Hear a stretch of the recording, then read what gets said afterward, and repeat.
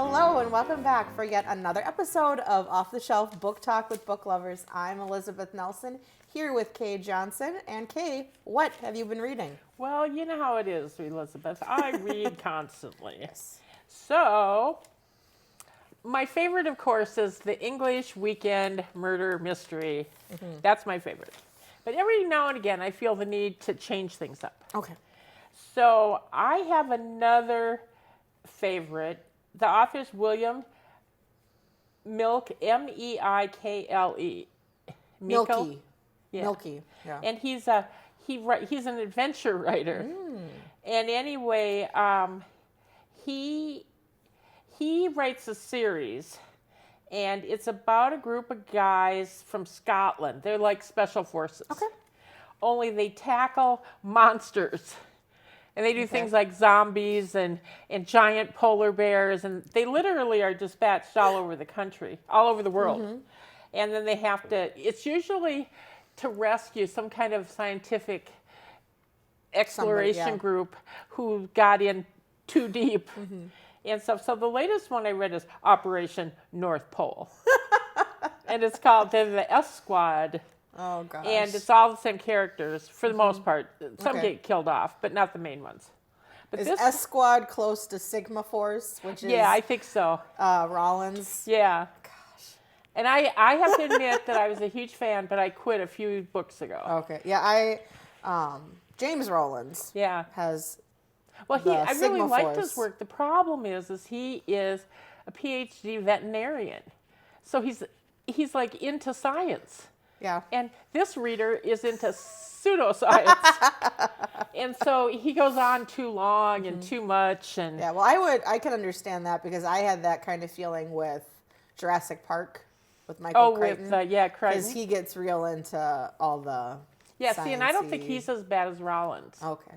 It's been a while since I've read Rollins, so. And stuff. Yeah, well, me too. Like, I quit after, like, book 5 or something, or book 10. I don't know. I like the squad, though. You know, Gray and all these different characters. But this one, the S Squad is sent to, a stripped-down S Squad with, like, 4 guys, are dropped in the Antarctica because the British scientific place was not they weren't checking in. And what had happened was that the Russians had built a secret base where they were experimenting with killer polar bears. And what they do is they put a black box on the spine of the polar bear and they'd activate it, and the polar bear would go nuts. And they're also like supersized. So, and of course they are. Of course they are. So out of all the people in the research facility, like only 3 or 4 survived, and of course there's limited supplies. Yes. And so it's all involved, but it's fun. Oh, good. That one I read, and then the other one was Too Big to Fail, and I just want people to know that I don't read trash all the time. Too Big to Fail was written by Andrew Ross Sorkin. He's a writer for the New York Times. Really a good writer. But Too Big to Fail is all about the 2008 financial crisis. Oh, okay. And Too Big to Fail was how they described some of these banks. Yeah. And the problem was, and it's well done. There's also a movie of the same name, HBO did.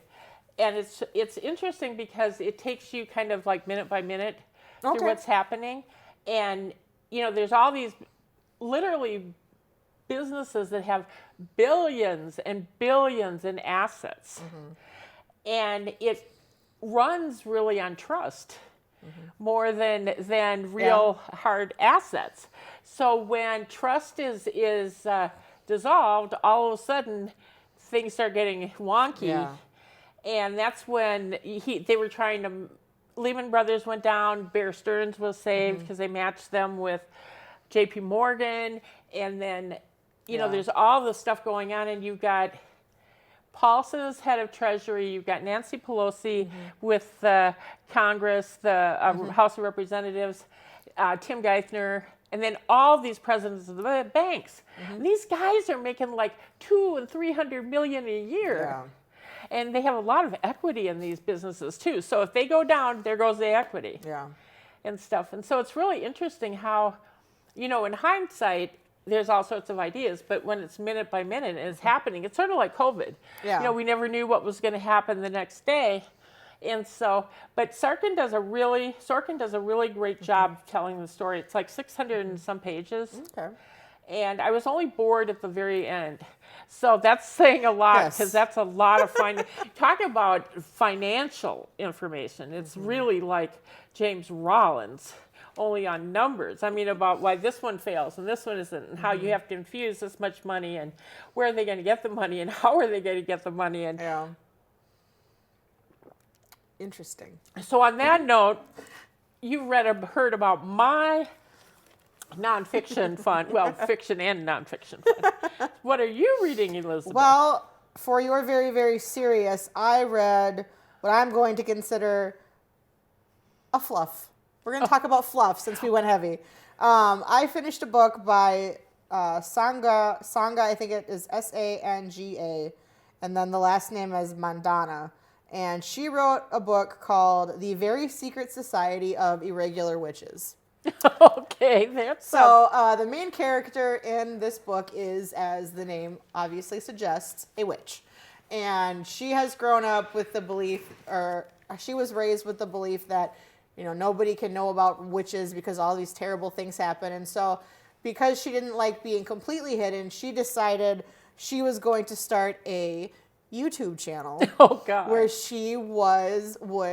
her YouTube persona is a witch, helping with little different videos and things like that. And so there is real magic infused in her videos. And every 3 months she meets with, there's a group of witches that meet all over the place. And in the very first chapter of the book, they are meeting on a fishing pier in the middle of a rainstorm in the Scottish Hebrides Islands.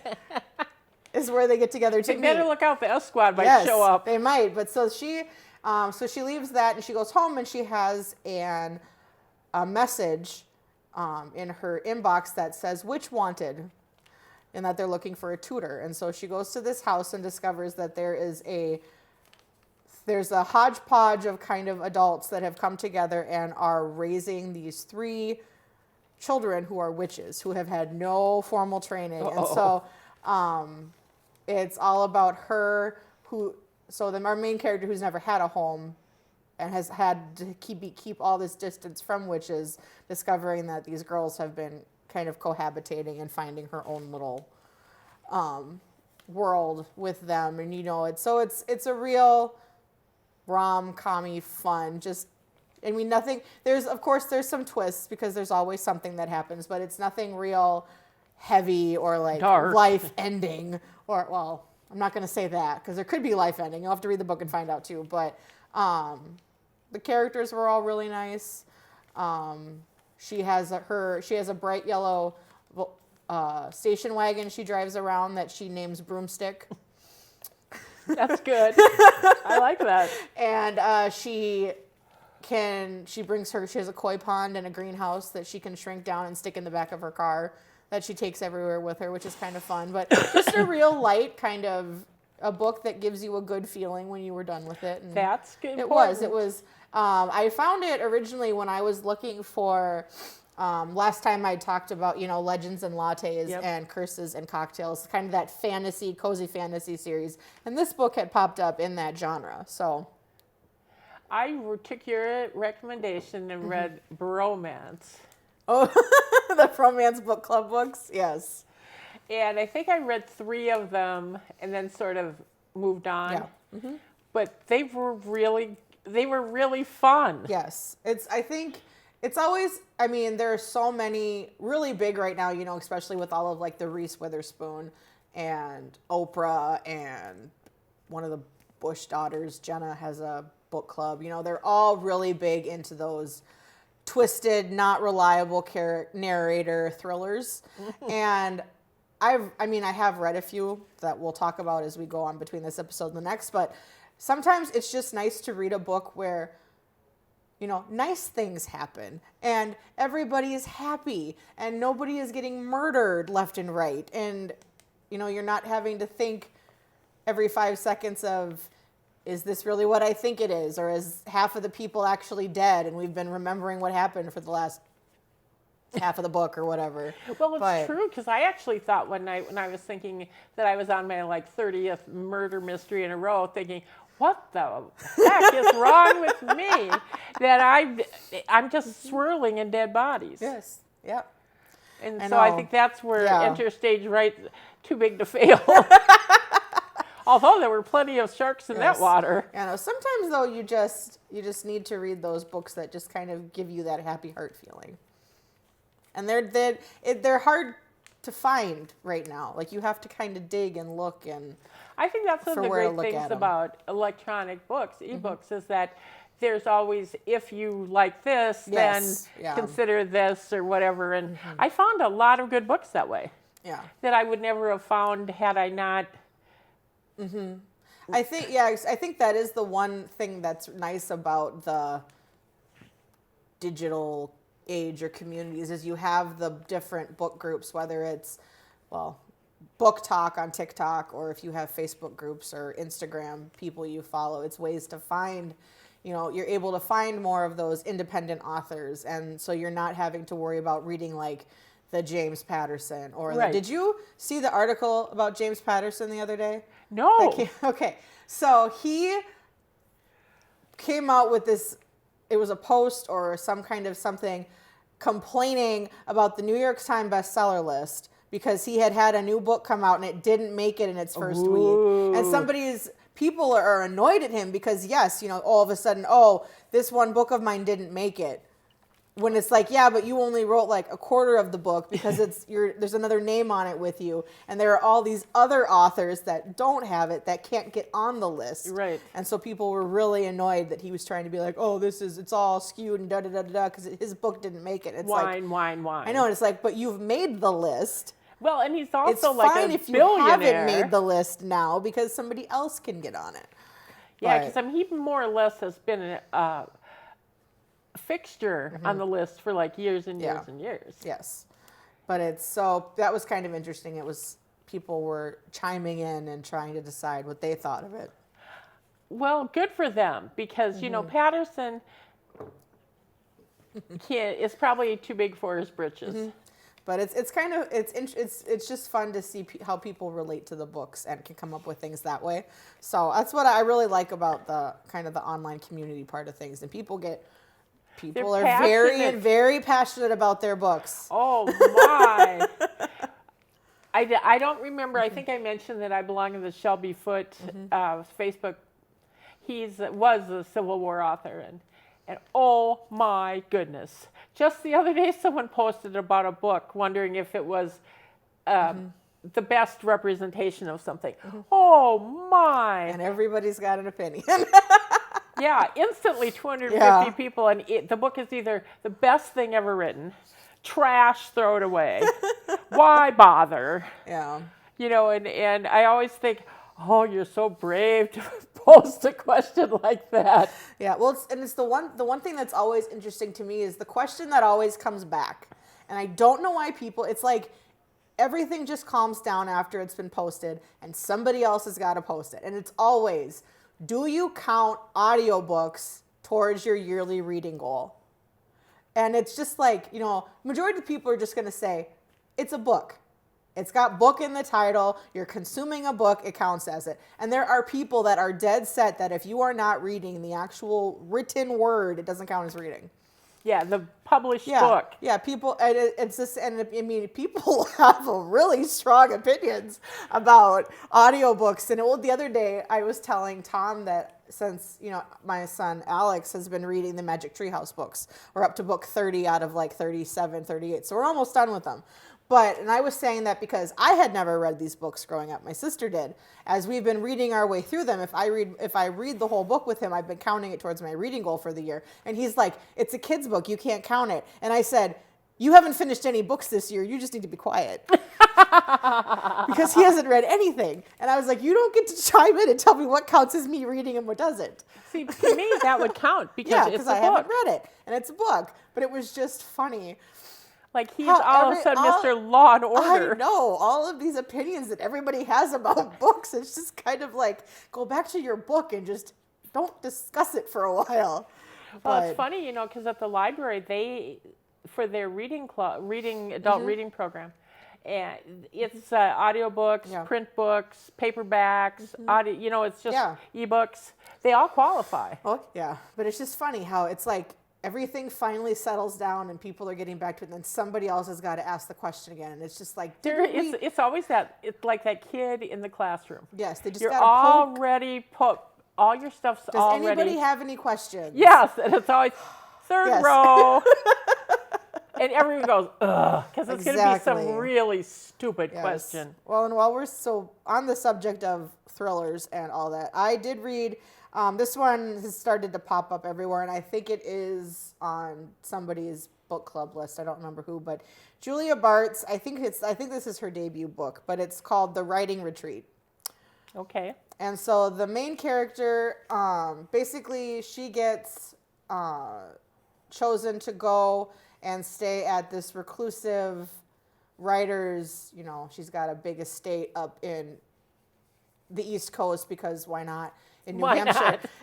And so, of course, there's no cell signal, nothing up there. And she gets to go to this writing retreat, and the author is going to help them. And whoever, it's like a competition, and whoever is picked she's going to help publish their book. And so she gets there and first of all discovers that someone who formerly was a friend and has now had a falling out with is also there. Uh-oh, trouble brewing. And then they get there and they find out that they're not there to work on the books they've been working on. They are going to need to start a brand new book, and they have to write 3,000 words every day by midnight and submit everything to her. And then the next morning, everybody in the group reads it, and so they're workshopping these books for a month. And so they have a month to write an entire book. And of course, because it's a giant estate in the country, there's going to be a snowstorm. Ooh. And somebody is going to disappear. Ooh, this is right up my alley. Yes, so it was interesting, but I mean, for me, I'm getting really burnt out on these thriller types. I mean, it's, for me, I told my sister, I said it was pretty good, but it sort of felt like the author was trying to be Ruth Ware, but she's not Ruth Ware. Yeah. I was thinking Ruth Ware when you were talking. You've got some of those authors that can pull, she can write a thriller and every time it's going to be, because she's just sort of the reigning queen of this genre right now. And it's hard because you go into it expecting it, but then it's just not. It's a thriller. Yeah. And my sister and I had been talking about this recently. She's like, they all kind of follow the same layout. And I said, well, yeah, I mean, you have a lot of books that do that, cozy mysteries and everything. It's new person comes into town, new person gets killed, Baker finds dead body. Baker is accused of murder. Baker has a cat gets involved, happy ending, whatever. But I mean, I don't know. Like those I'm fine with because cozy mysteries are always still fun and have that kind of aspect to it. But the unreliable narrator twist where people you think they aren't who they say they are, it just kind of is. I'm going to need to take a break, I think, from the thriller genre for a while. I don't like the kind of books that you're reading along, it's a mystery, this is happening, that's happening, it all makes real sense. And then all of a sudden they go to the chapter where the strange character knocks at the door and solves everything, and you don't know a thing about them until like chapter 25. I think that's a cheap way out for authors when they don't know. Yeah, I would have to agree with you on that. And it was a quick read. I think I read it in a day and a half, and it's not super thick, and it might just be a quick, easy read for people if you're looking for something. You might have a completely different opinion than I do. Obviously, this is just our opinion on what we think of the books. Yeah. But what else have you been reading? Well, I just read the second book by an author. His name is Anthony Slayton, Slayton. Okay. And his first book was a A Quite Deadly Affair. No, wait, that's not his first book. That is his pre-book that you get if you sign up. Oh, okay. The other one, his newest one, there's two. A Rather Dastardly Death is the new one. And the book features Mr. Quayle. Okay. And Mr. Quayle is a secretary to Lord somebody, Underworth, I think it is. And anyway, Quayle was in World War I. Okay. And he somehow was in intelligence. And then he ended up at Whitehall, and then there was some problem there, and that's how he ended up with Lord Underworth. Yes. And so in the first book, the Underworth family has a problem, and they don't know they have a problem until bodies start lining up. And then Mr. Quayle comes in and saves the day, although one of the family was a murderer. Okay.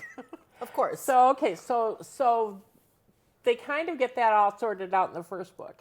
Then in the second book, they decide to go to the French Riviera to get away from all the rumors and all these things. As one does. Yeah. Yes. And of course, what immediately happens is they're at a party and the hostess is killed.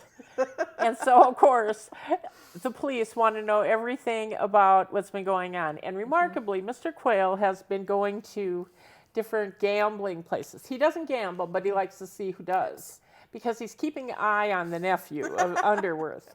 And he does gamble. And he makes a friend there, and it isn't until they find this dead body that he finds out his new friend is head of French police services.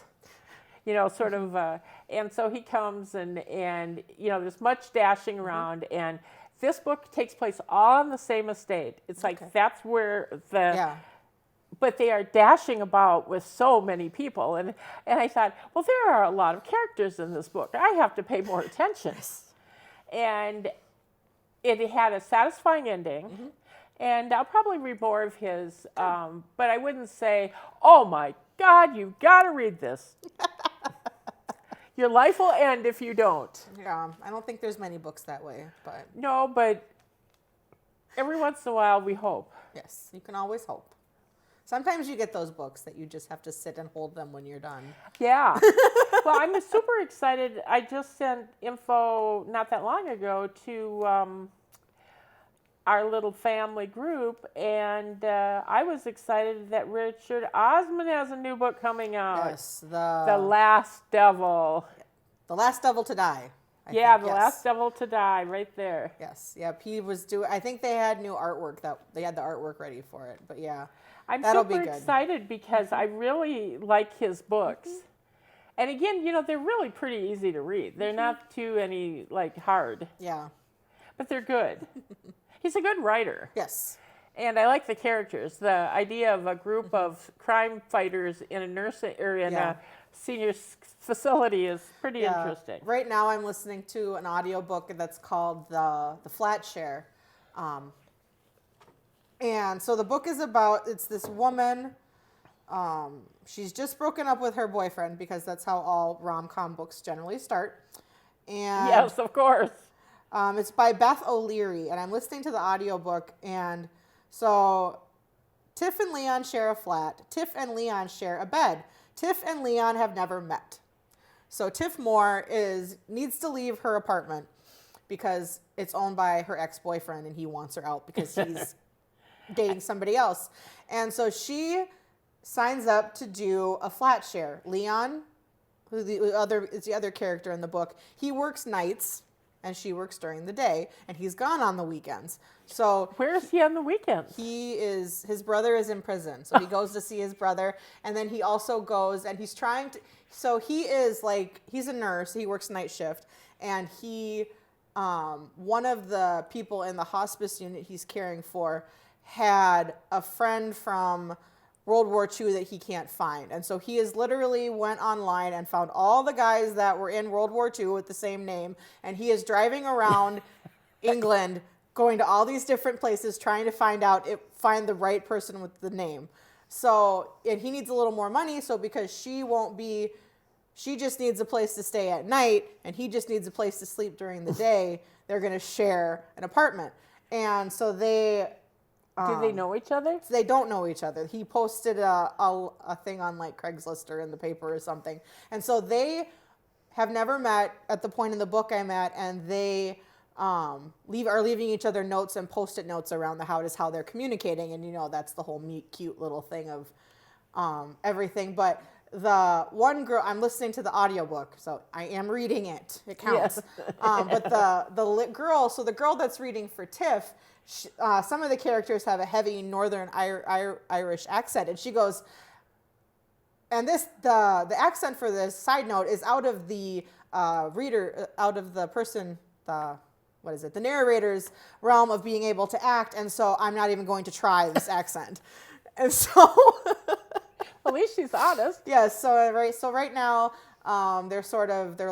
everybody's breaking up and lives are intertwining, and it's the whole do we meet, do they not meet type thing we're at. And I'm only about halfway through it right now, so I'm interested to see how it goes. But I do really like when the book is from the two different points of view, that like you have the female character is read by a female narrator, and then the male actor the male voice is read by a male narrator, which is kind of fun and makes it a little more interesting, I think. So If you're interested in audiobooks, they just posted on Facebook that William Kent Kruger is doing his last one. The not Grace, but the other one, which of course I can't we'll look recall. it up. We'll look it up for the next episode, Yes. because we have reached the end of our time for this week's Sorry, show. you'll never know about William Kent Kruger. Yes, you'll have to let's watch the next one. Yeah. We'll get you back here, huh? So anyway, if you have anything you want us to read, or if you have read anything and want to let us know what you thought of what we've talked about, you can reach out to us on Facebook or our email, offtheshelfbooktalk@gmail.com, and we'll see you next time.